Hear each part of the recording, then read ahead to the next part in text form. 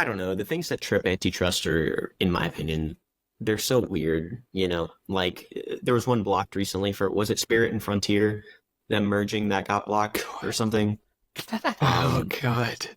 I can't get it out of my head that like Spirit and Frontier would have combined to become the unquestionably worst airline.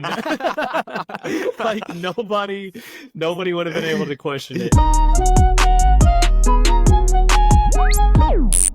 Class is now in session. Welcome back to the 9 Degrees Podcast, the #1 educational, non-educational podcast in the world with your favorite professors. I'm your boy, Jerome, and we got your favorites, Maddox, Jared, and Jackson, back for another week of discussing tech, pop culture, hot takes, finance, and any other current events you can think of. Quick reminder, come join us in our classroom on Discord. You can find it in the link down below. Also, remember, you can catch the audio version of this podcast on Spotify, Apple Podcasts, CastBox, Amazon, anywhere you can find podcasts. You guys already know what to do. Make sure you don't miss an episode on YouTube if you want to watch the video version just one day later. YouTube.com/Jerome Vaz. Boys, class is now in session. How's everyone's week's been? I personally have some gripes. Anyone else have some gripes? I got some gripes. Wait, you can share your gripes first. No. You go first because you want me to go first? Yeah, okay. Yeah. All right. Well, so a couple weeks ago, my fiance and I got into we were the victims of a hit and run accident. Is what happened, and we're both okay. It was very, very minor damages, but it was an interesting situation. So I was in the left turn lane, and I was going to turn left, right? And the light was green. Wait, you were going to turn left or you were going to turn right? Left, right. Okay. Left, just make sure. Correct. Okay. And then, but the light was green. I didn't have a green arrow, so I'm waiting for the oncoming traffic to pass and get a gap where I can turn left, right? Yeah. Correct. Yes. And so I'm just sitting there parked, and I noticed that one of the cars coming toward us is like not over in its lane far enough. And I'm like, they're going to hit us. And so I kind of try to get out of the way, but it's like too late, and they just completely sideswipe us and, bang up our mirrors, scratch the whole driver's side of the car. Like, wait, they were coming from in front of you? Yeah. So we're here, and they're coming toward us, and they just... Oh, what? What? Yeah. That was almost a head-on? Like, almost head-on, yeah. And so after that happens, I'm just kind of like, what the heck? I'm in shock a little bit, and I make the left turn, and I pull off right there. There's some parking on the side, and I get out of the car, and I go look down the road, because I assume that they're pulling off too, but they're not. They're driving away, of course. And they get caught at another light down there, and so I get my camera on my phone out, and I, full out sprint down the road, trying to get a picture of their license plate. But as soon as the light turned green, they speed off, and I'm sitting there out of breath, and I'm flustered. But I walk back to the car, and I look up at the intersection, and there's a camera right there, and I'm like, oh great, okay, so it was on camera. I'm like, we're good. Yeah. And so I go get in the car, I call the insurance company, I call the police, the officer comes out there, he just, asks about what happens and whatnot, and he goes back to the car and then comes back, and he has a piece of paper, and he's got an accident number or whatever written down on it. Yeah. He's like, do you have any other questions for me? And I was like, well, there's a camera right there. I was going to see if we could try to get the footage off of it so we could, track him down and get it sent over to the insurance company. And he was like, well, we could put it in a work order for that. And I was like, okay. And so the next day I'm on the phone with the insurance claims specialist. And I told her, I was like, yeah, I asked the police officer if we could get the footage from the camera. And he was not very convincing, but he said he would put in a work order for it. And she's like, yeah, well, typically we can't get footage from a camera unless there's a fatality. And I'm like, okay, I guess that makes sense. But then I get off the phone with her, and I'm thinking, like, this person committed a crime. Yeah. They committed a crime. They have the footage. They have the footage. It's there. We have evidence in the cloud of a crime that was committed, and we just can't access that. Yeah, what the hell?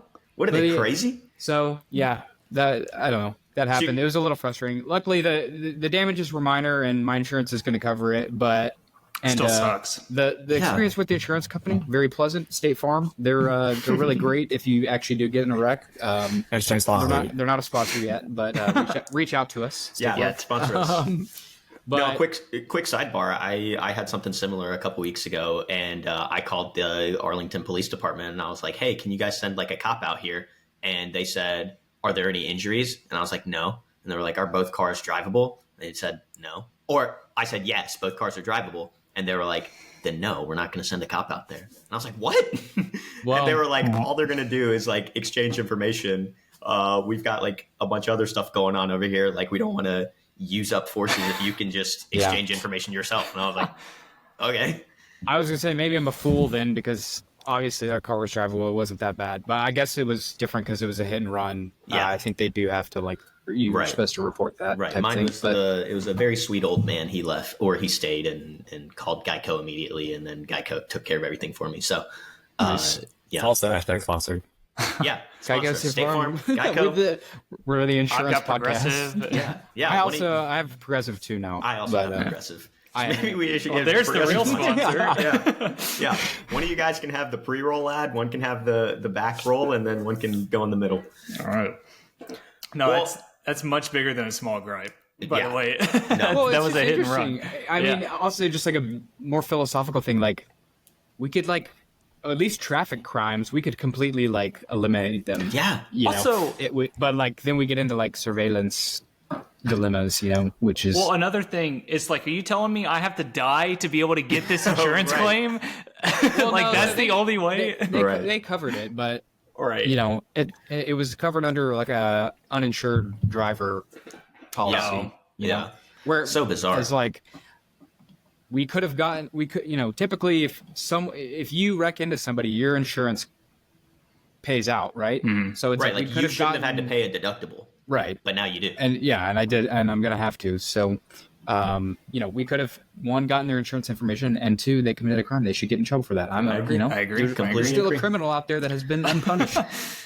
Law and order. Well, I also have a gripe for the week, and it has to do with one of you on this podcast. Can anyone raise their hand and tell me who? Maybe. No, Jackson, it is not you. It's Jared. Wow. That's Jared, right, maybe. Jared. Yes. Okay. A couple weeks ago. So Jared lives call it about an hour away from me. Sure. And we have another close friend that lives in the same building that I do, a couple floors above me. Jared was in town a couple weeks ago, and we were going out to DC to have a night, right? We hop in this Uber, and me and our other friend were sitting there just minding our own damn business. And Jared looks at the driver, and he goes, "Hey man, so what is this, like a Dodge Ram 2016?" First of all, continue your story. And but then back. now we're in this fucking dumbass conversation about cars for the next 30 minutes while we drive to the fucking bar. And I'm just like, someone kill me. Someone just take me out. Because why are we talking about cars to this Uber driver? Jared? I'm with I? you, Red. I got your back, Red. Thank you. Okay. For one, when's the last time you've gotten in an Uber and it was a truck? Never. Fair. I would Fair. like Never. It's a good anybody point. to tell me the last time you got in an good Uber point. and it was a truck. Let us know. Comments. I'm not gonna lie. Never been in a truck Uber. I'm not going to lie to you, though. Why is an Uber XL a truck? That's Pretty another uncomfortable thing. ride. Pretty So- uncomfortable ride. What do I say when I get in the truck? I don't say, "Hey, bro, let's talk about your truck a little bit." No, I go, "Yo, I haven't been in a truck and an Uber. I don't think ever." I say like those words. Then we just start talking about the truck, and I actually have like a counter complaint sometimes with like not necessarily you, Jerome, but like with some other friends that we have, where we get in the Uber and then we just like act like that person doesn't exist in Yeah, this that's fair. world at That's all. fair. And I like to do a little bit of small talk, but like they've got their thing, I've got my thing, but I don't want to be like an asshole towards them. Yeah, but here's my way of not being an asshole. I give them a 20% tip. I even have the quiet preferred turned on. You know, I'm like, don't talk I didn't to even me. notice that. And Wow. if you don't talk to me, 20%. You talk to me, cut that in half. I thought You know what I'm saying? got the Uber. Yeah. The other. Well, there person you got go. the- So how are you paying your compliments to this fair. individual? It's fair. And I didn't pay him back for the No, Uber, he's not so- dating. Yeah. Exactly. So yeah, let's Let's not make it like I got in there and was just enamored with this guy's Cummins 2500 Dodge Ram. You know, it was a truck and it was an Uber. That's where I thought it was going to end, and then it just kept going. Well, I support Jared on this. I think it's like just completely acting like this person doesn't exist is rude. But I think you can start with a comment like that and see how they respond. If they don't, if it's you can read a rim, all right, read a car, maybe you I'm can in read the wrong truck. all the watchers here, all the listeners, tell us who's in the wrong, who's in the wrong, who's in the right. Do you guys prefer quiet rides, or do you want to be a crazy person? Or we should probably ask the Uber drivers what they prefer. Yeah, that's a good point. True. Okay. Any other gripes before we get into it? Nothing compared to getting in a car wreck. No. I don't have a gripe, but I do have a sort of am I the asshole?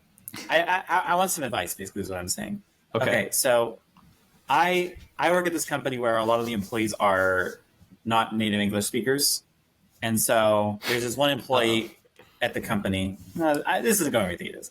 There's this one employee at the company who, how our dynamic works is he asks me to do something and I do it, and then he says thank you.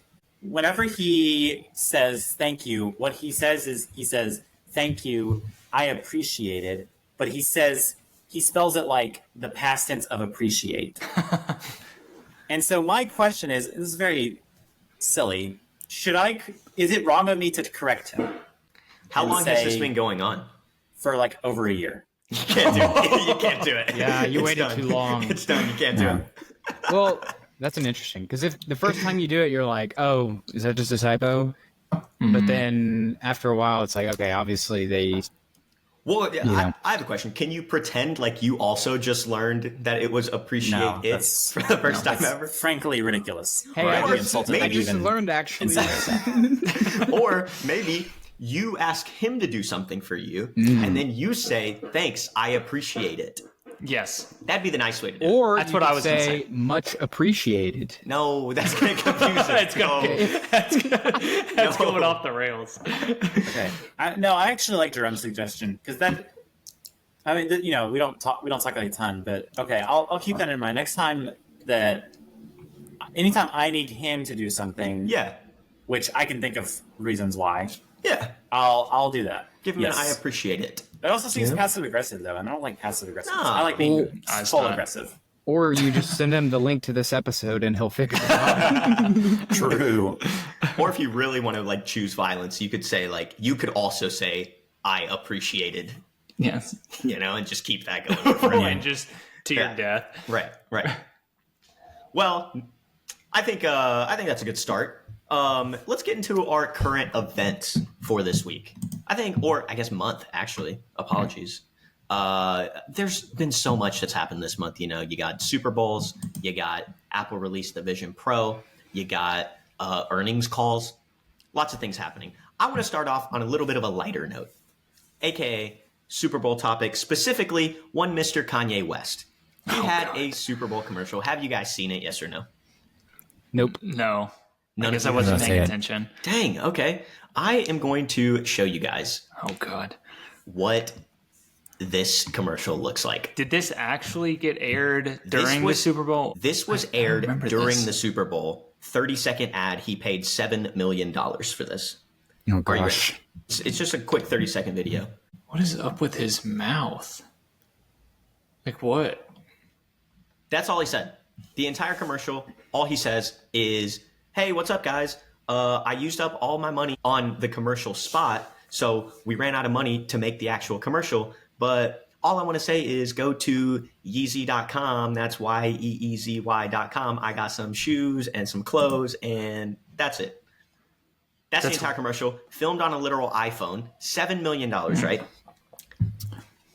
First, do we think this was a successful commercial? Was it worth playing on the Super Bowl? Can I ask one question before we get into this? Yeah. Jerome, can you tell me who even won the Super Bowl? Before we talk about the ads, can you tell me who won the Super Bowl? The Philadelphia... No, I'm playing. I saw the Chiefs. I didn't watch the game, but I know the Chiefs won. Okay. Now we can answer your question now. I just wanted Okay. the background. Do we think this was a worthwhile commercial? I think it's kind of brilliant, honestly. I don't know if it actually worked or not. I mean, we could look at his sales. I or know the something. numbers. I'll tell you the numbers. Okay. I don't think it's gone well. I severely, I think the good graces that people lent Kanye back in like the 06, 07, 08 Kanye days, I think he's pretty much spent it. I would be stunned if he's made the $7 million back. I think it's a reasonable commercial, and I think it probably. I don't know. I'm not an expert on how well commercials do in the Super Bowl as far as like driving profit, but I think it was a successful commercial.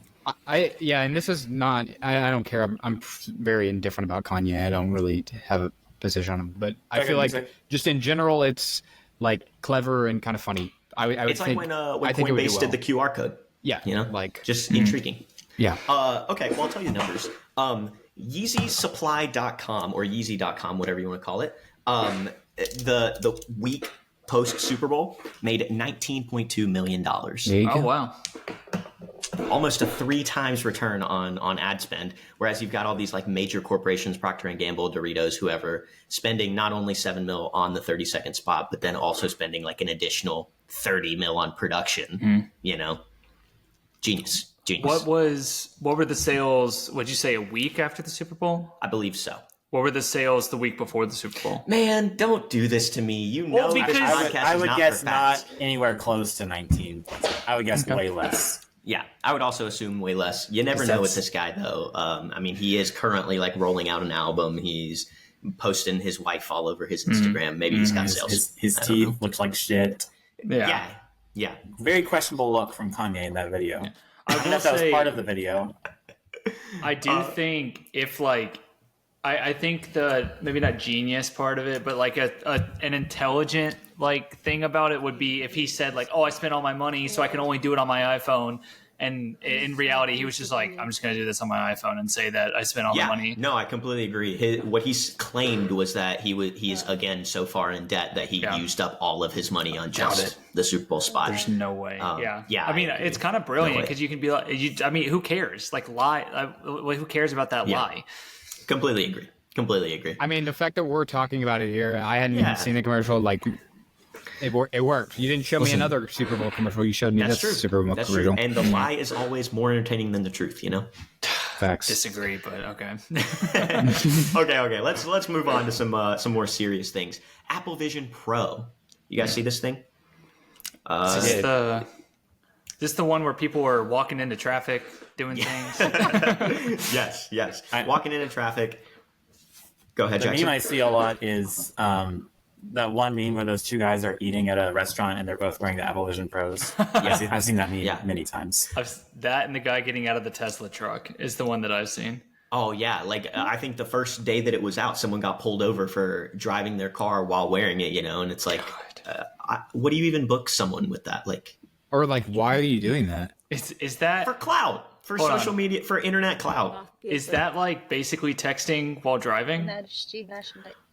Essentially, I guess so. Is that so? I guess maybe my question with the Apple Pro thing is, you know how there used to be like driving, like what was it, DWI, like driving while intoxicated versus like driving under the influence, and now like DWIs don't exist anymore. It's like all like if you're high, if you're drunk, whatever, you get it.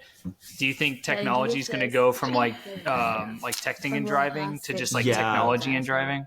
Maybe like driving while distracted or something. Yeah, I mean, distracted driving laws are a thing. Like in our home state of Tennessee, there's a distracted driving law. If you are caught even like talking on a phone like this while driving, you get a ticket for that. That's true. In Tennessee, you're not even allowed to like touch your phone anymore. Even like if you're taking a call, you're not allowed to hold your phone. Everything's got to be hands free. So I guess depends on the state, but probably they'll have distracted driving laws on the books. Well, so I think most people at this point kind of understand what Apple Vision Pro is. They've at least seen pictures of one. And I don't really care about the reviews or the price or anything like that. I care about one specific thing. And that is, why did Apple decide to have the Disney Plus app included as a default loaded app on the screen? Like first load, first install, first turn on Disney Plus right there, front and center. And I've got thoughts. Go These ahead. are the same people that forced everybody to have U2 on their phone. Oh my gosh, that's a good point. But I think it's more nuanced than that. I think this is strategic. I think this is a strategic partnership because the likes of, Netflix, YouTube, TikTok refuse to make Vision Pro apps. They said the technology's not proven out yet. We want to focus on our core audience, and they refuse to make Vision Pro apps. I think Disney saw this as an opportunity of, okay, we can be first to market, use this platform. But the question that I have is, does this create a monopoly? Are Apple and Disney working together to, because, obviously Apple's trying to get into the entertainment game with Apple TV and stuff. Disney's got the entertainment. If they're the only entertainment provider on this device and it's half marketed towards just watching TV, I don't know. Is there legal issues we could see here? Thoughts? I doubt that we'll see them if there are. It reminds me of Windows and Internet Explorer. One thought that I have is this a marketing attempt at marketing by Apple to market to kids? Because when I think of say let's think the Oculus, 80% of the time if I see someone wearing that, I'm expecting that person to be a child. So it's oh, really? Interesting. Just from my experience. Yeah. I've got a couple of friends who have the Oculus and they love it. Yeah. So just my thought is is that a marketing attempt to it's a deal, let's try to get parents to buy this for their children? It's an interesting thought. I'm not sure.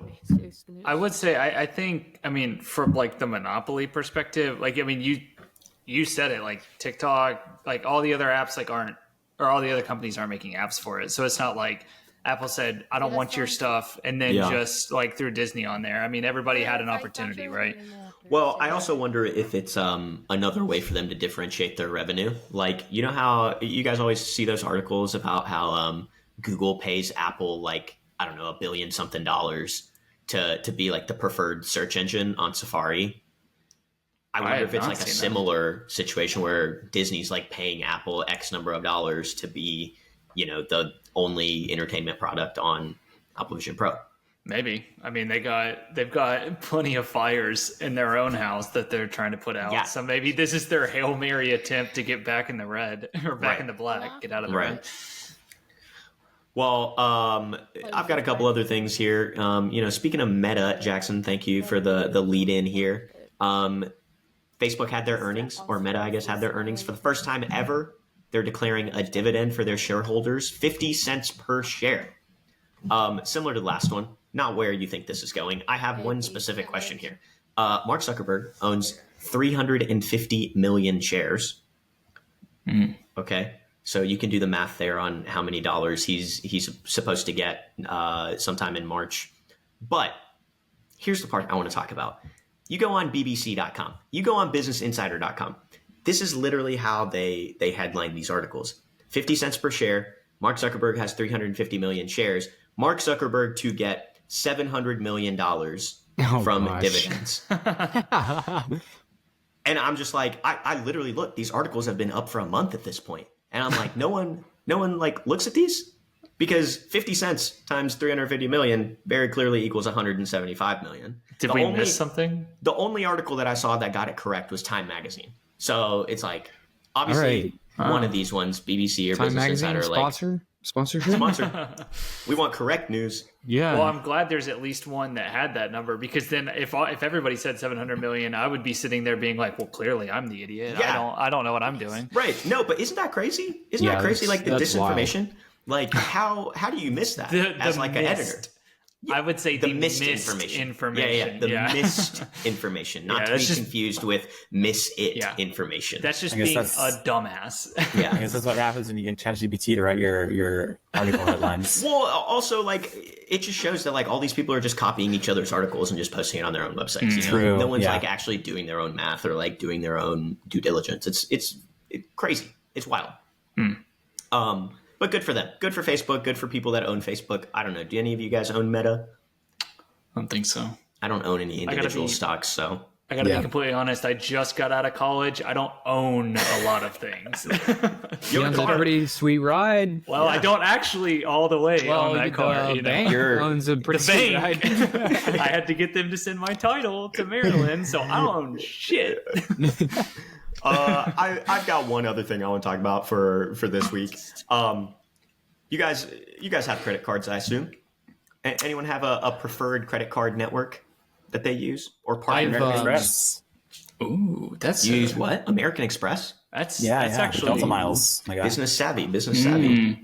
The Capital One Venture X. That's the one I use. That's the one you have. Yeah, I've been very, very happy with it. I think the points scheme or whatever you call it is really it's really solid. Is the venture? I was gonna get. I don't have like a normal credit card. I have like a credit union credit card. But I was gonna get like I think the Venture X was the one that I was looking at. That's the one where it's like $375 in fees, but you get like the $400 credit or something if you travel. Yeah, okay. It's a bunch of stuff. Okay. You get a 5,000 point sign up bonus if you spend X amount of money, which if you do, or if you're going to spend that anyway, it works out to be really well in your favor. Okay. And then so it's just you like guys sold me. 2X points flat on everything, which is more than any other card. Well, not any other card, but travel points wise, I think it is kind of like the gold standard.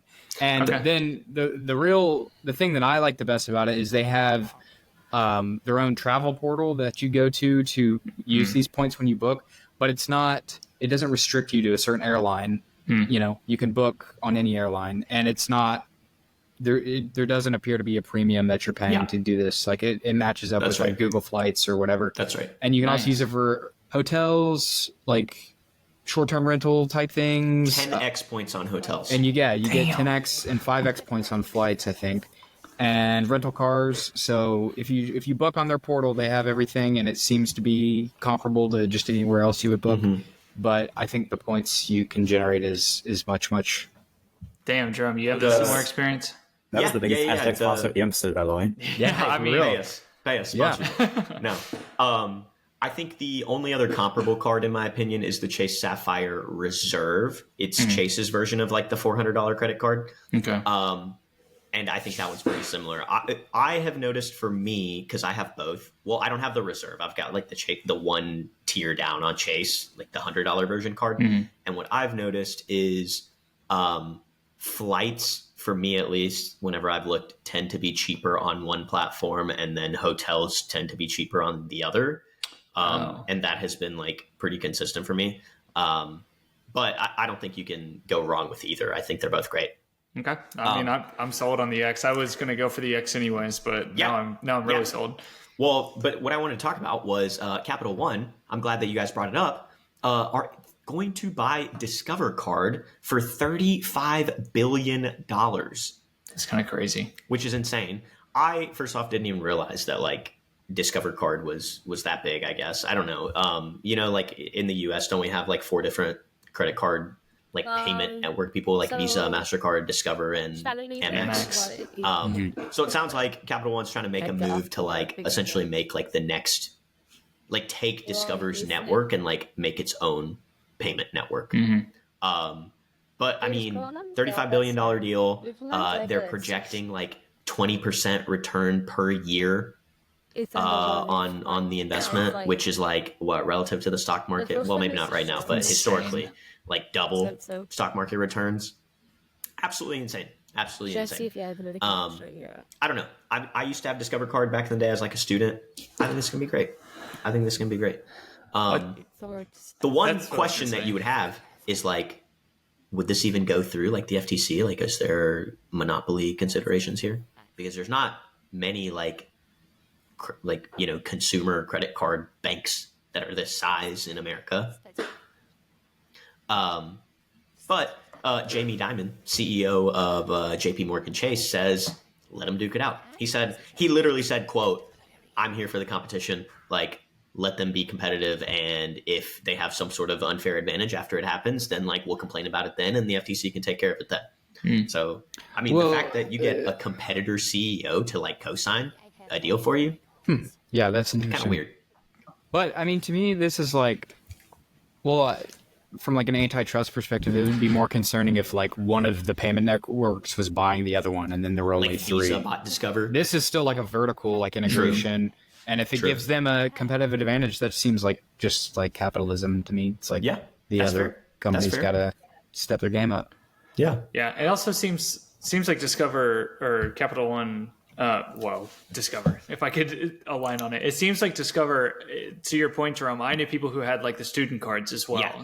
So maybe Discover had a clientele base that like Capital One was trying to get into now? a little bit. Yeah. Interesting. Yeah. That's a good idea too. And they might have That's like a maturation path to it of like, Yeah. oh, you can get in with this student card, and then when you get good credit, you can graduate to this other card. It's actually a good point. It's a good point. And I would like that. It's like from a consumer's perspective, you can just kind of keep going up the tiers. Yeah, and I think you'd be like prime customer for them, considering you were a student for 10 years. Yeah, 9.5. 9.5. Let it be known. With the question of the merger, I mean, I don't foresee it having any problems. I've seen more sort of antitrust breaking mergers happen before without issue. So that says I think this will be fine.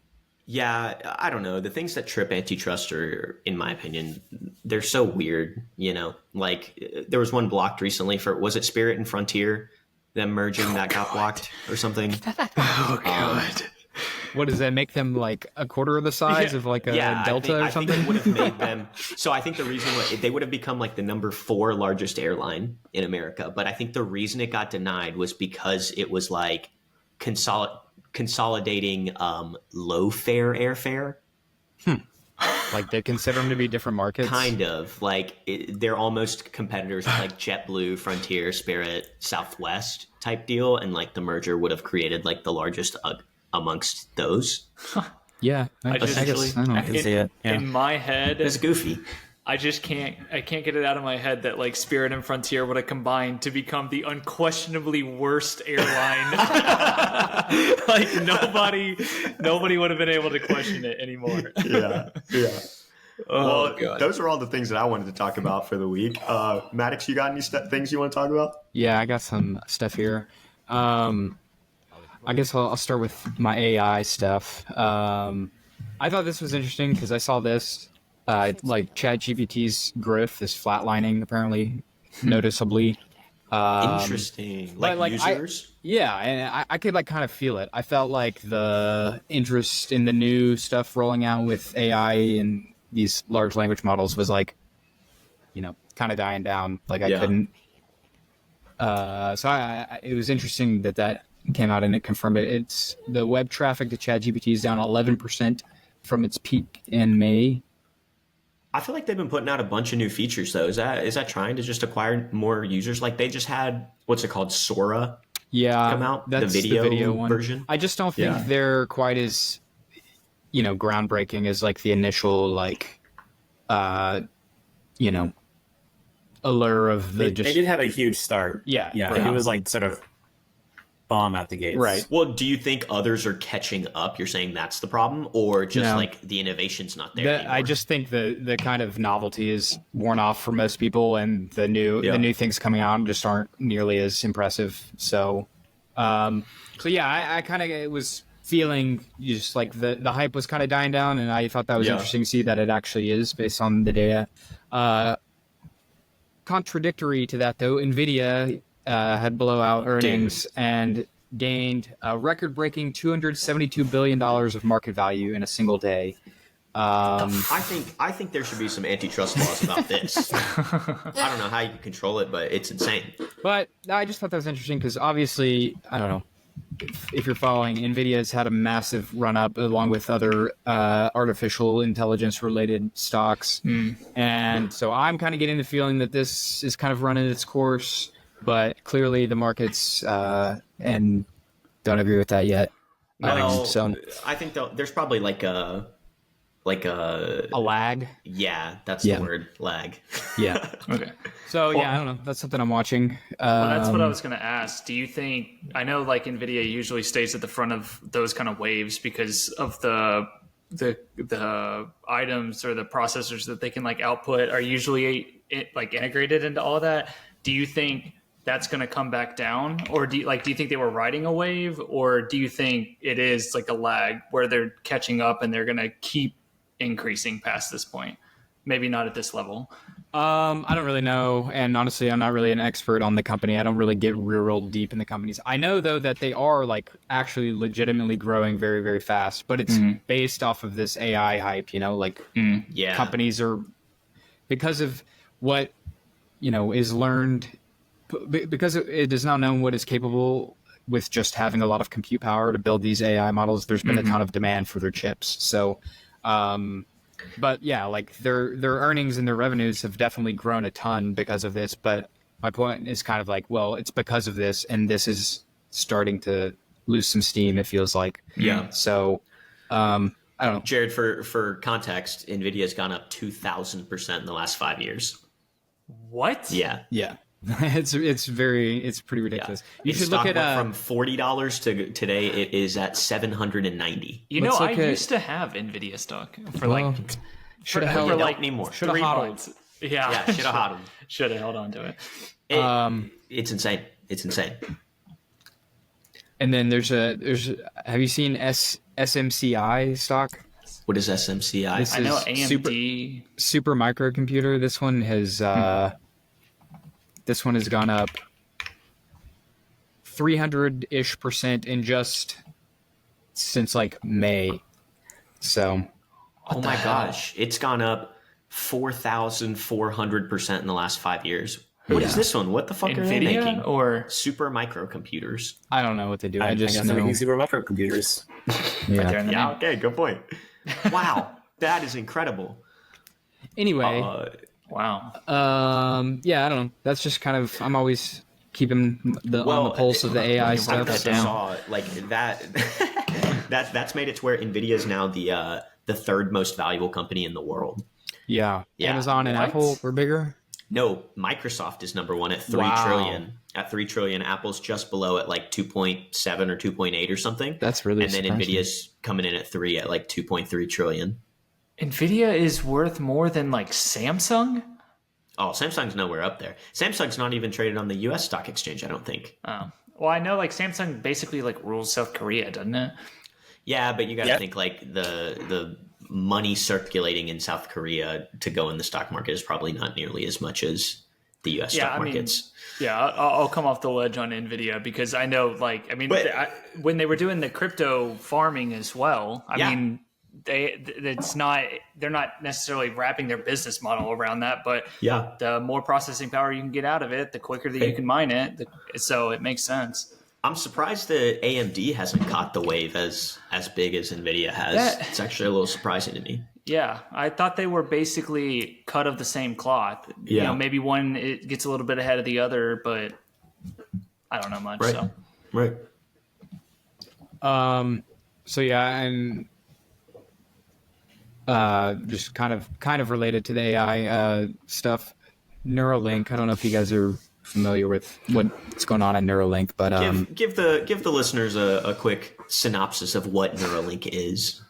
well, it's basically just Elon Musk trying to put chips in people's brains. It's crazy, bro. It's exactly crazy. But yeah, I guess the more like polished idea is that we can basically take like our smartphone capabilities and just connect them to our brain and be able to do smartphone type things just by thinking about them rather than. Is that how you would explain it, Jerome? Yeah, and like I think in this first phase, it's marketed towards people with disabilities, right? Like people that physically cannot move, like are completely immobile. Yeah. And so if you can just think and use your smartphone, like that's like a huge benefit. Right. Now, I guess there are some questions around like the ethical components of this, because obviously you have to have like animal testing before you have human testing, and then there's a whole conversation around like the ethics of human testing. But to Maddox's point in this article or the news in this week is like they finally implanted it in the first human patient ever. Oh, wow. Yeah, and they can apparently move a mouse around on a computer screen just by thinking about it Okay, but here's my question. with no side effects, allegedly. Didn't Apple do this better with the Vision Pro, like the eye tracking, and like because the Vision Pro, you literally like look at what you want and you pinch your fingers and that's a click. Okay, maybe if they can't pinch their fingers, we can figure out something else for that. Well, but I was gonna say, even like a Stephen Hawking, he can move his eyes. there you go.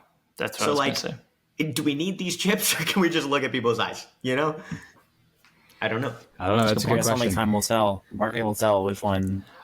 I would wins out. imagine that Yeah. people would be more comfortable with the eye moving technology Yeah, before putting non-invasive. chips in their brain. Yeah. Yeah.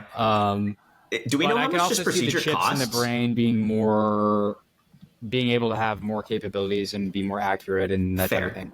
Fair. I don't know. I Now, don't know. what if- Costs. This is all very like preliminary in my view, but I think it's kind of I don't know. What It's kind if- of interesting. I don't know if this kind of happens to scary. you guys. This happens to me all the time. Just intrusive thoughts. Intrusive thoughts. You know, say I want to text you, Maddox, and I'm doing something, and I'm like, I don't know, cooking dinner. I'm cutting a vegetable. I'm like, oh shit, I dropped my knife. Oh, I wonder what slicing my finger would feel like. And then it's just like typing that stuff out. I don't know. What- Yeah, what's like going how on? does this thing recognize like our filtering system? Yeah. You know, Yeah. because Or obviously lack there's thereof. yeah. Right. Jared, you be thinking of some crazy things sometimes. Hey, you've I know never for a been fact. in my head, and you better thank yourself that you can't be in my Whoa, head. pause. Yeah, no, it's interesting. It's like one step closer to Ghost in the Shell. You'll just Yeah, start. it's like, do we want this? Do we want I this? don't. Like, I want to die before this becomes mainstream. Personally, I don't want any part it's of like this. that Brian Johnson guy, the Dracula guy, that's like trying to live forever. Oh God, he's trying. He's like transfusing his like son's blood into himself. Yeah, right? you anything that you can say against him, and there's plenty to say against him. He is trying to live forever. That's He's certainly convinced, man. truthful. He's convinced. He's saying that like he's actively saying that in our lifetime, AI will get to a level where he can essentially like take his stream of consciousness and put it into another body and live forever. Go for it. Today. No, I'm just kidding. Whoa, I'm just kidding. I'm whoa, just kidding. I'm whoa, just kidding. I'm whoa. just kidding. I'm just kidding. I'm just kidding. Got us removed from like We're gonna Yeah. lose, There you go. platforms. yeah, we're gonna lose all our sponsors. What are you doing? Yeah. No, If he wants it's, to try. it's insane. I mean, the Neuralink thing for right now, completely voluntary and helping like, the immobile community. Like that's great. That's great.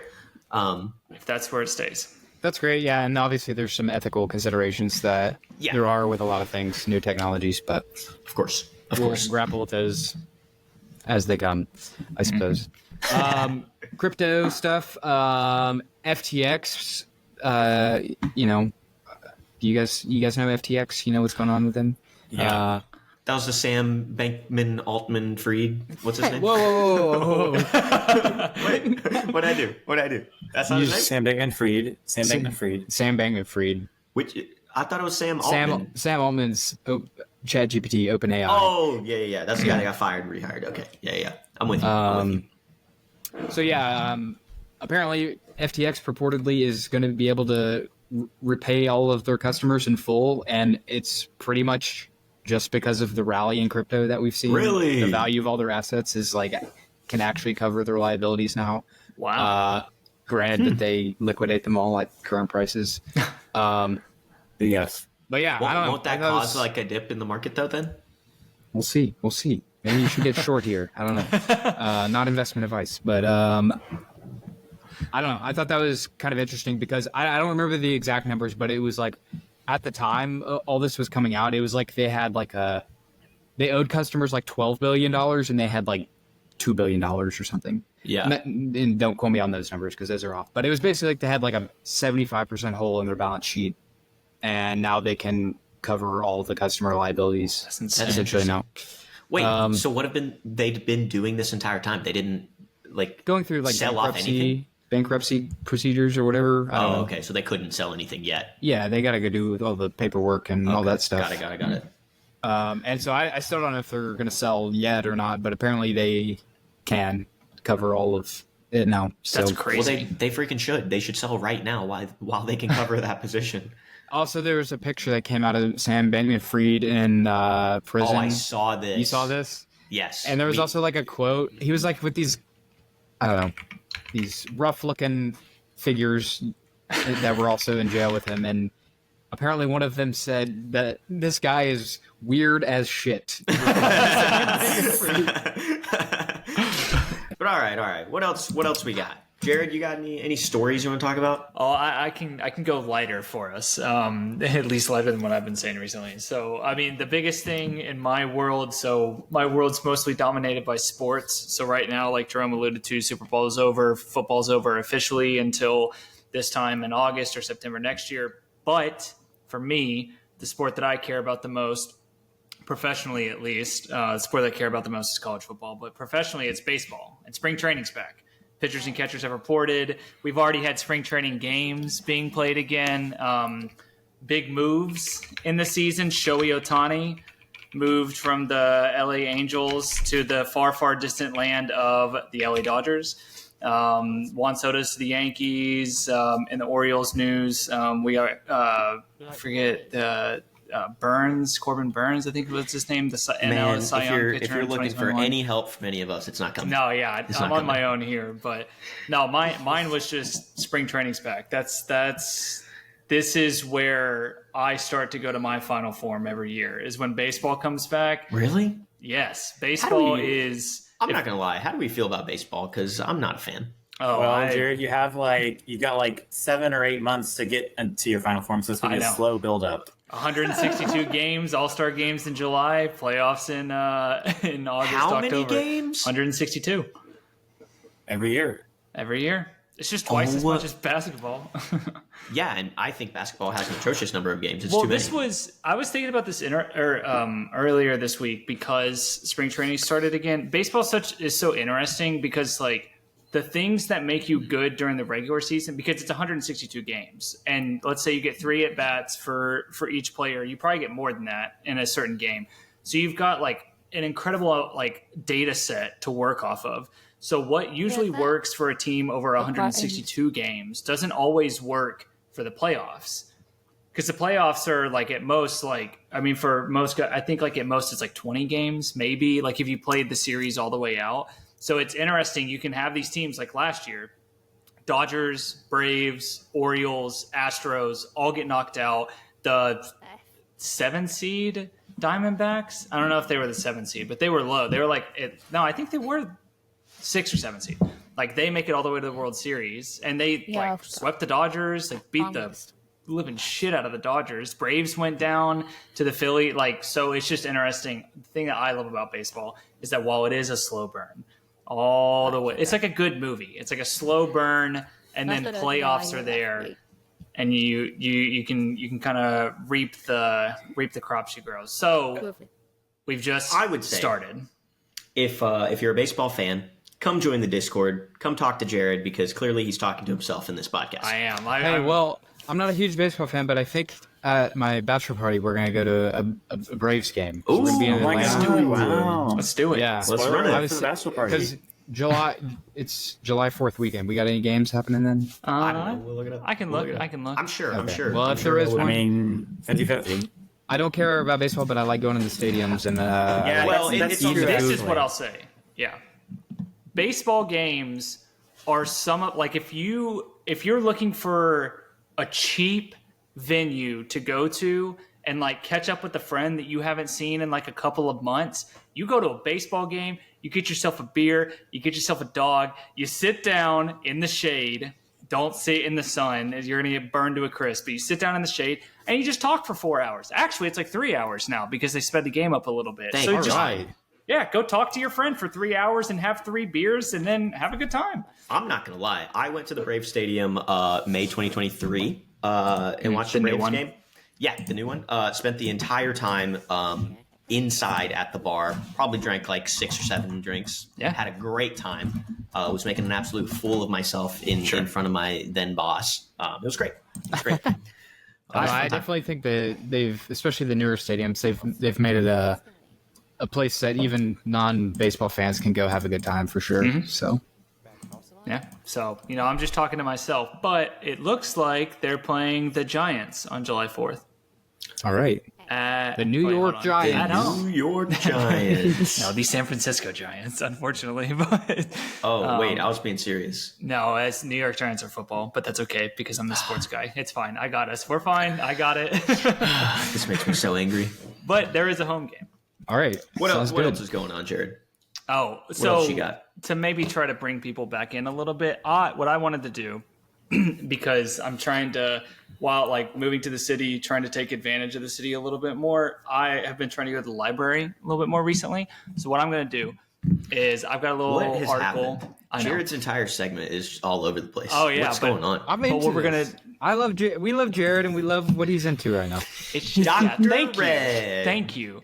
Thank you. A little support from the gallery would be nice. No, what I'm going to do is I'm actually like on the Enoch Pratt like library page, and I'm going to read off some of the things that you can get that maybe you didn't know that you can get. First of all, Is the library paying us? Is this a sponsored segment? The Well- public library of I mean, we're paying them, I guess, That's if you want to true. think about it that way. Yeah, taxes. yeah, so we should Yeah, we should okay. try to promote the revenue stream, right? Exactly. Because we're technically Because the investors. taxes come back to us. yeah. Yeah, Exactly. okay. Go ahead. First of all, you can get computers. I mean, I assume that you knew that you can like go into the library and like rent a computer for like 30 Like a days. like a laptop? Yes, like a Chromebook. Actually, Did not know I'm that. not going to lie, I didn't That's know that. that's really cool, actually. Okay. I had absolutely no idea. That's a great service. Like I didn't Yeah. know that. So number one, you can buy a computer. Number two, you can buy speakers, like little pill box. wait, not buy. You Oh, can sorry, check them sorry, out. sorry. You can check out speakers, like a little pill box. If you wanted to do that, Bro, I was nice. trying to find Block party? Library sponsored block party? I've You kind get of a always, laptop and I've speakers? kind of always wanted those, but I would only use them on rare occasions. So now it might just be worth me stopping by the library to Yep. pick one up. a Nintendo Switch Lite. What the heck? This is sick. There are two available in the Enoch Pratt library system at the moment. Yo, that's sick. Yeah, you can also And then get. I used to love doing stuff like that at like GameStop because then you can like progress on other people's progressions. You know what I mean? Yep. And I something digress. when I was in there's a system of them around here. So there's like the main one, which is on Cathedral Street, but there's one that's like kind of close to me.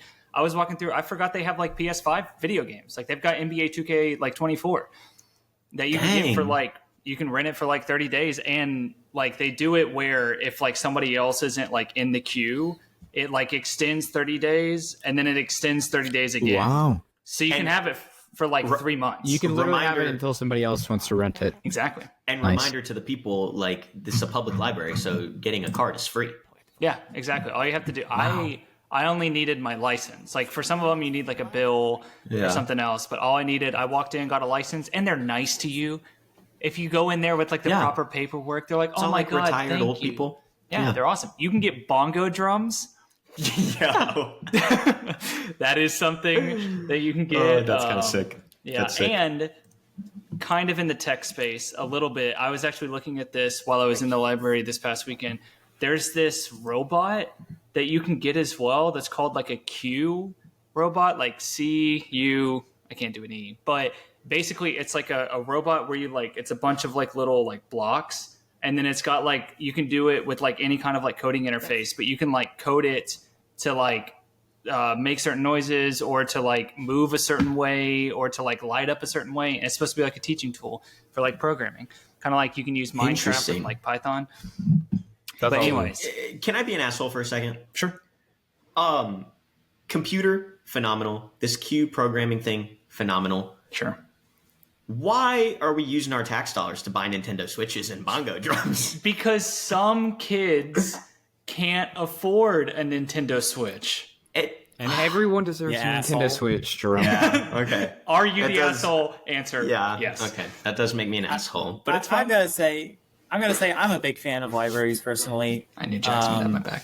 Whenever I remember last year here in Little Rock, there was a tornado that came through and it like knocked out my power for a day. And so what I decided to do was like, I'm just gonna walk to the library and like hang out there. Mhm. Not just to charge my electronics, but no, I think that they have great ambiance. They're Yeah. great places to hang out. I see a common theme actually with Jared's two topics. They're great places for you to hang out with your friends. Baseball stadiums, libraries. Another thing, and I learned this from a post I saw on Reddit once. I once saw a post on Reddit where someone, like those like flowcharts that people will make to like show you like job applications that they did or like where Or, like, revenue spindles. streams in a company goes, it like Yeah. diverts out and stuff. So someone did that for their dating life. And they had like Tinder, they like Hinge, But If you actually, say the place where they library- got the most action was the New York City public library system, What? where he got 6 hookups compared to 7 Whoa. That's from so cool. the Tinder or from the something? dating apps. So there you go. Wow. Whoa. Okay, That's so if hard you're data for you. if That's you the are best one a I've seen. single person out in the streets, go to your public library. Which Yeah. actually, single people is 92% of our podcast demographics. So there you go. Preliminary data.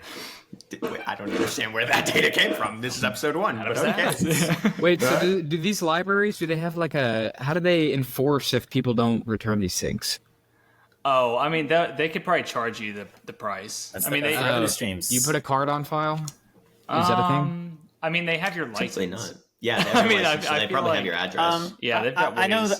that. I know for a fact that if you incur fees and you like can't afford them, I think it'll be like sort of comped or covered. I mean, it's like a publicly funded sort of benefit.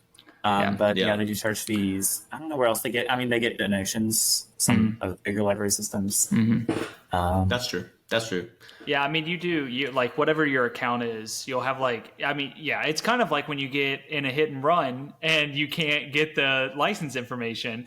There's an accumulation of fees that you can't always get back. But like if it gets extreme, like if somebody dies in the case of how you get the camera footage, then then your that's, cat can walk across the room. Or podcast cat I don't know. I don't know if anyone saw that. mascot? Yeah, I don't know if that was on screen, but for those that didn't see, Maddox's cat just walked across the screen. She does that. She loves stepping on the keys of my computer. Patriarchy. But yeah, so those are that's good. I appreciate that. I like it. That's a good. Hey, this was educational. I learned yeah. something. Yeah, you got Libraries. just go. This is what you need to do. Here's your action item from this. Jackson's already good, so we don't have to make him do anything. Go get a library card. Just go get a library Go card get a library card. That's before the fact. next call, and That's then fact. we're all gonna show our library cards. Yeah. Is that what we're gonna do? Yeah, Sounds like sure. I'm not gonna do it. I haven't been to the Chattanooga library. I've been wanting to go, so that gives me a reason. There you go. All those I'll, things that you said, I have at home. So, including the bongo drums. All right, Including sorry, Max's Jerome cat? is the most privileged Yeah. Also, member of our yeah. society. No. He's got the I'm bongo You're the joking, one I'm who's- joking. I'm joking. Yeah. So there you go. There's some things that maybe you didn't know you could do at a library. There's my fun little interlude. Those Hey, that are was those great. are my things. I love that. That was You very learned informative. something. Yeah, I'm gonna go to Shout New out York to and the try to get some libraries. action. But Well, Jackson, what do you got going on for the week?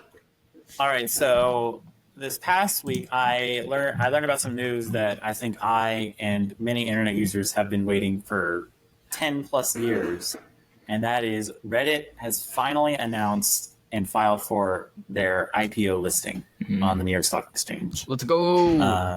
They filed on last Thursday, and they're going to be publicly traded. I think starting in March is when it's anticipated. But yeah, I saw an article saying there's ways like for Reddit users to. I don't know how legit this is, but Yeah. there's ways for Reddit users to like cash in on and get options or whatnot. I heard something about like moderators being able to get like early access or something. Is that correct? That's a great benefit. I mean, the biggest unsung heroes, like the biggest Yeah. unpaid interns in the world, Reddit moderators. For sure. And Discord moderators.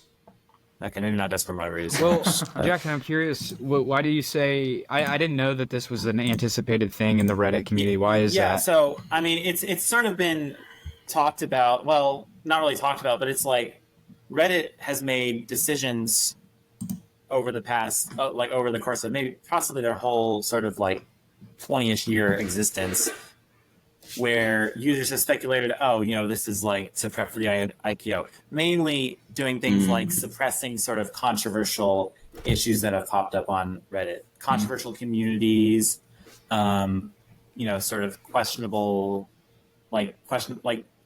things that don't really, pleasing sponsors and things like that. And so, a lot of their sort of time as a company has been spent just sort of improving, like getting their image into a place where they can be publicly traded. I think it's always been in the back of Reddit executives' minds. I think it drives a lot of what their decisions are. Are they profitable? Like, how do they make money? Well, Reddit actually told us about this. Didn't they just start charging a lot for their API, access to their API? Oh, yeah, they changed. I know. So for the third-party apps, there was I actually was really big into Reddit at one point, but I haven't been really since, because there was a third-party app called Apollo that it basically was able to survive because the API calls like weren't as like expensive, and then Reddit kind of did what Jackson was saying, and a lot of people thinking in anticipation for like an IPO later on, jacked up their API calls, and they gave a rationale for it. Some you could say fair or otherwise, but basically Apollo doesn't like exist anymore. Like Apollo, if you open it up, it just says thanks for the support. We can't do this anymore. So a lot of the third-party apps that were like being used for Reddit, at least some of them don't exist anymore because of like the API call increase. So yeah, I mean, I had seen a little bit of like what Jackson was saying, so I jumped off after that because frankly, it was a good reason to not be like addicted to Reddit at the level that I was. Yeah. But yeah, that's what I remember from it.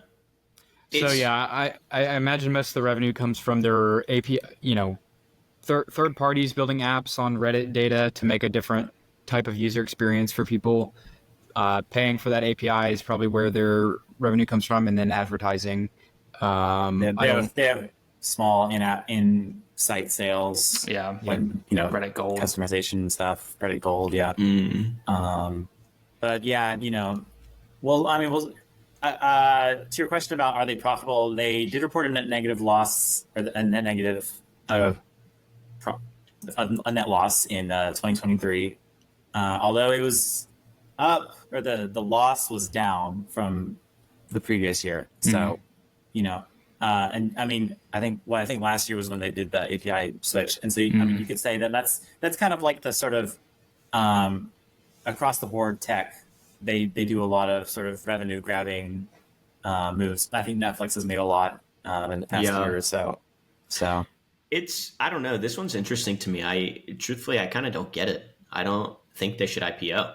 I feel like and I kind of feel this way about all social media. Of course, like Meta has like, I don't know, like products and stuff now, and like X, I don't know, it's Elon Musk is doing his whole thing. But like Reddit is like a discussion board, like, all of its content, which I don't know, maybe you could make the same argument about YouTube too, but it's like all like user created and even user moderated. I assume they probably only have like 4 employees that need to run their app sucks. The way it looks on the website looks garbo. That's Jerome is about to get us our podcast checked out. What? Our podcast isn't going to be able to go up on Reddit? That was why people use the third-party apps, is because the main app, it looks awful. People use old Reddit more than they use like the normal Reddit. I mean, I know the people that I know who have been in Reddit for a long time use old Reddit more than they use like the main app. It's interesting. I think to your point, Jerome, the one thing you mentioned there that was, I think, very significant, sets Reddit apart, is the user moderation. Yeah. I think potentially, there's potential for Reddit moderators to hold a lot of power over, or hold a lot of like leveraging, like, or what do you call it? Collective bargaining. Like over the company? Over the company, yeah. And actually, like last year, whenever the API cost changes went into effect, there was like sort of a widespread blackout attempt. It didn't really do anything. I think the Reddit moderators, they're not so unified. They're not super unified. They're a lot of individuals. Also, Reddit sort of has pseudo control over a lot of large subreddits that are a lot of the traffic on the site. Yeah. So, but it's an interesting idea. I don't think that their collective bargaining is strong enough to like have any influence. But I mean, you never know. Yeah. Well, I thought one of the most interesting things about this is that in preparing for their IPO, they released that they hold Bitcoin and Ethereum on their balance sheet, which just seemed kind of random to me, but I guess it also kind of makes sense. It's like they're a very tech forward company, so I guess they can be, pro crypto as well. But just considering that a lot of like the, biggest stock movements in recent years have been driven by Reddit communities, I just think this IPO will just generally be just an entertaining thing to watch. I definitely feel like there could be some antics that Market are to be manipulation. You said it, not me. I don't know. But just it'll be fun, and the fact that they hold some crypto, it's like and crypto's really volatile and it's up a lot. I don't know. Yeah, that's interesting. It'll be interesting to follow, I think. Yeah, I thought there were laws against holding crypto on your balance sheet because it's like so volatile and like unstable. Nope. I mean, MicroStrategy, the company, that's literally their whole business model. They just raise capital and buy Bitcoin, leveraged Bitcoin, essentially. And so if you look at the stock price, it pretty much just follows Bitcoin because that's what it is. There's weird accounting rules, but they're starting to fix those too, so that's a good thing. But previously it was pretty disadvantageous to hold crypto because of the accounting rules, essentially. But should we move into our final segment for the episode? Let's do it. So every week we're going to be doing a segment. Speaking of Reddit and me just shitting on them for the last 20 minutes, we're going to be doing a segment called the Reddit Roundup, where it's going to be our most interesting things that we can find, not only on Reddit, just across the internet, really, across social medias, if you will. But hopefully mainly Reddit. We'll see where we go, because there's a lot of weird things on the internet, I will say. Jackson, you said you had something for the Reddit Roundup. Let's start there. Yeah, last week on Reddit, I saw this post. It's not really news, but I thought I raised an interesting sort of philosophical question. Okay, so here's the TLDR is Jeff Bezos spent $42 million to build a clock that ticks once a year, and it's intended to run for the next 10,000 years and theoretically to outlast humanity. I don't really. I mean, okay, there is like some science behind it. It is sort of a large scale model of a theoretical idea that I think originates from the 1800s or something. But my question is this a misuse of money? Could this money have been spent on better things, or is Jeff Bezos spending $42 million on sort of to sort of explore this scientific idea? Is it a fine use of money?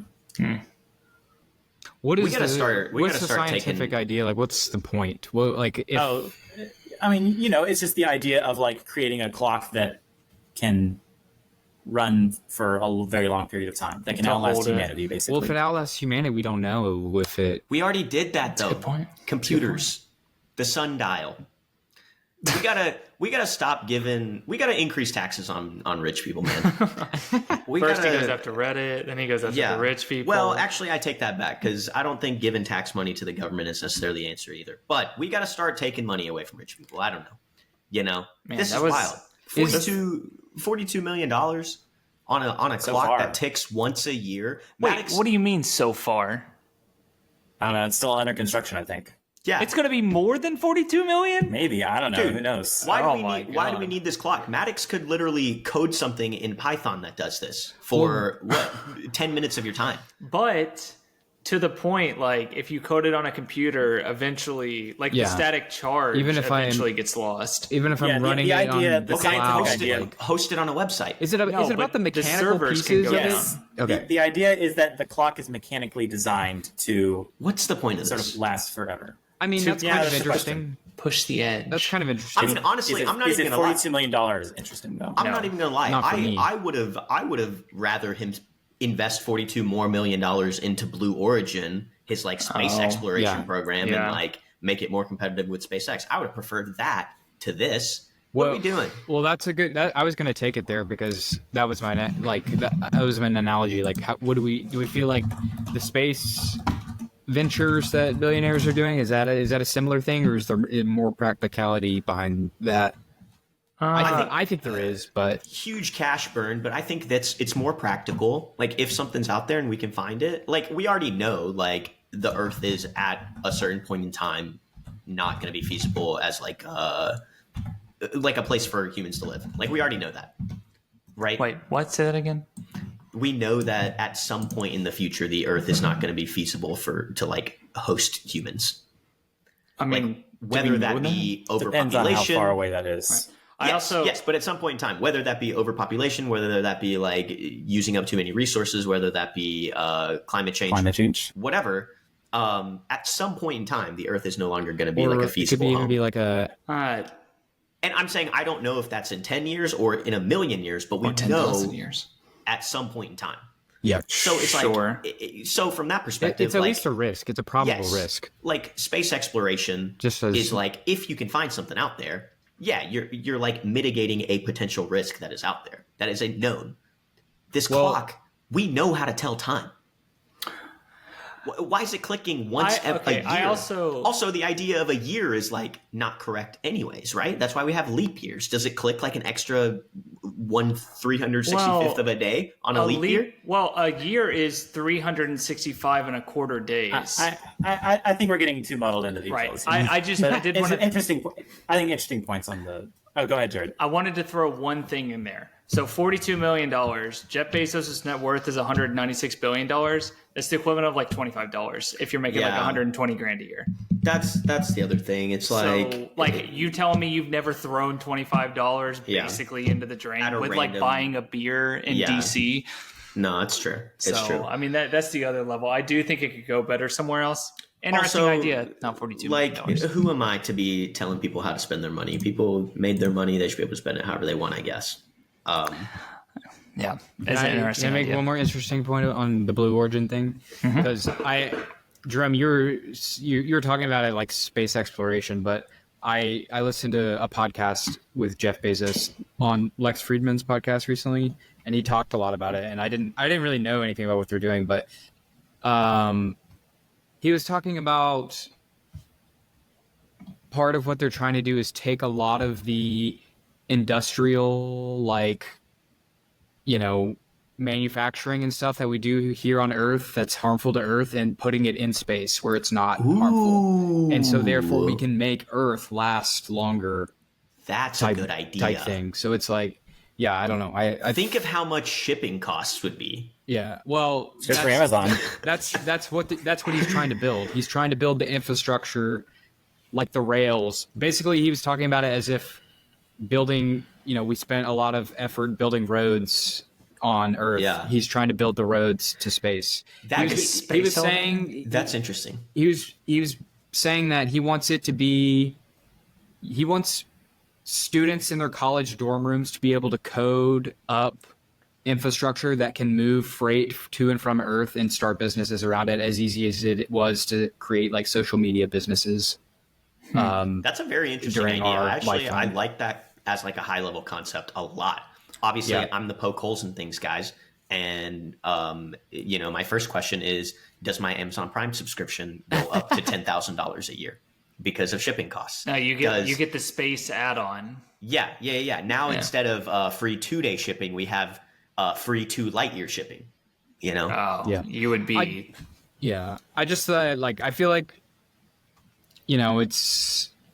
it's easy to just like think that these billionaires are just like shooting rockets into space, but I feel like there actually is a lot of thought and practical problem solving things that are going into their decision making. So that's a great watch. So if anyone's, I love Lex Friedman. So. I hadn't heard that one. That's a great idea. Yeah. Well, I was going to say as well, and then I could go on for space for a while, so I won't get the flywheel started. But another thing is like, there's like 2 things to take into consideration. One, the first person who figures this out can basically go to an asteroid, mine it, and bring back minerals, or like can bring back supplies that are literally priceless on Earth. Like if you can figure out, take Elon Musk and SpaceX, for example, if you can figure out a cost-effective way to be able to get out into space, go retrieve minerals off of an asteroid and bring it back, you could literally bring back tons of gold or tons of like the parts that are in like phones and computers. I'm off the top of my head. I'm forgetting. Cobalt. Thank you. You could go out and find an asteroid that has a huge deposit of cobalt on it. It doesn't hurt anybody, doesn't, impact anybody on Earth. You can go get it and bring it back and be a trillionaire. That's the race. Yeah. So, I mean, there's clear, as much as it is nice to see, I guess, humanity push to the next level, I'll only believe that argument when it's like NASA doing it. The argument that I hear in my head is, I want to be the first trillionaire. I want to be the first quadrillionaire. And so... I mean, that to a certain extent, that's the positives, I would think, of capitalism, where it drives you to want to do that. And so you can be able to achieve that, and we all get the benefit from that. But that's where, with Blue Origin, SpaceX, I don't even know, like the Virgin Galactic, that's what I hear is, how do I get to the asteroid, get the minerals, and get back? I'd say you heard it here first, folks. If you're in hyper poverty, just start working on building your rocket. You could be the first trillionaire. Quadrillionaire. All right, I got one for the Reddit Roundup. I'm gonna share this, pop this up on the screen real quick. But there is a high school in Ohio. Oh, you don't need sound for this. Pepper sprayed a group of students. Oh gosh, juniors, as a lesson in law enforcement. The school says that the kids volunteered, and their parents signed a waiver and said that it was okay. I want to talk about ethics of this. How do we feel? Is this okay? Can a school do this? Yeah, go ahead. I mean, they volunteered, they got consent, but I can also think of things that people could volunteer and get consent for that would not be okay to do in a school, and this kind of feels like one of them. Yeah, I agree. That's a good point. Okay, that kid on the screen is funny. I don't even know what to think about this. We were so stupid in 11th grade. And I mean, I would have done this for sure. I would have done this, yeah. I don't know why, but I would thought I was so hardcore doing this. No. I mean, I would say, can you die? Can you die from being pepper sprayed? I don't think so. Allergic reaction, maybe, but what if you never knew? You'll find out today. This is crazy. I don't think schools should be offering stuff like this. Can we just bring it back to the books? We've got 9 degrees between us. Can we bring it back to the books? We're talking about libraries. We're teaching people about the world. Yeah, this doesn't seem like... I don't know. It doesn't feel like there's much accretive value in doing this, but... One question I have, and this doesn't really answer the question at all, but was this lesson, was it designed to sort of show people pepper spraying is like an extreme law enforcement tactic, or was it...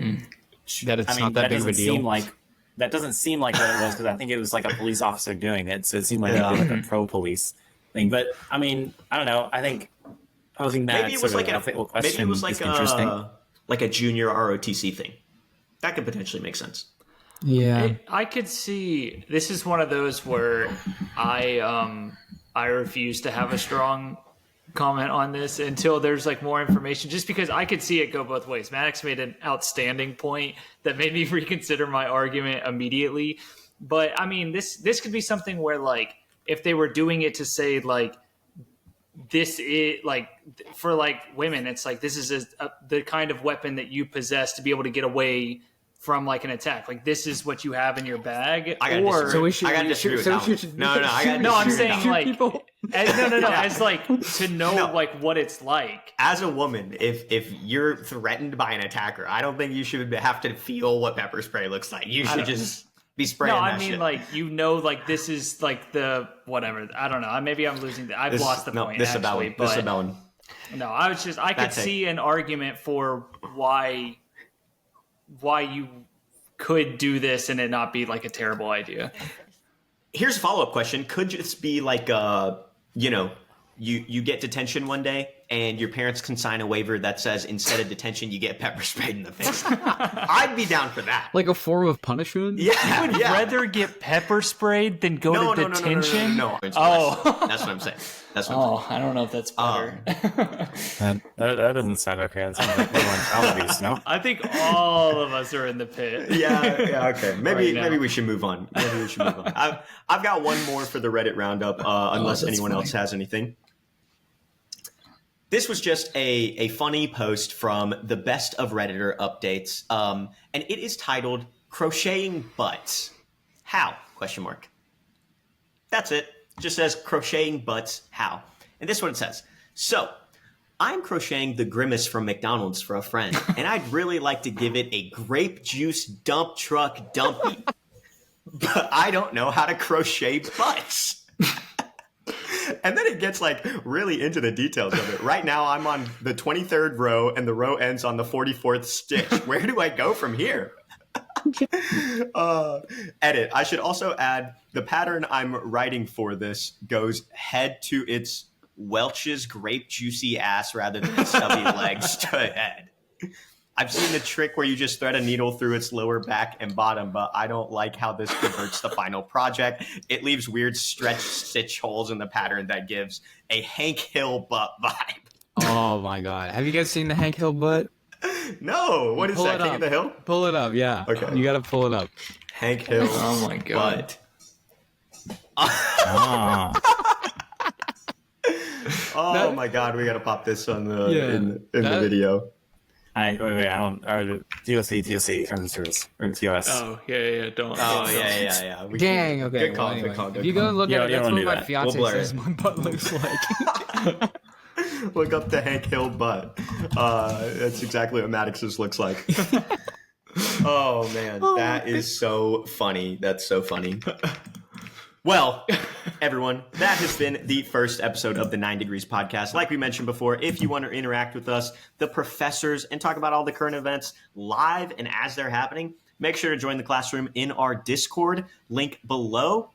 Make sure you're subscribed to the YouTube channel. Watch the video version one day later. We've also got an Instagram and TikTok now, so if you want shorts, clips, at 9 Degrees Pod on both of those, so check those out. Thank you guys for watching the episode. And class is now dismissed. Peace. See ya.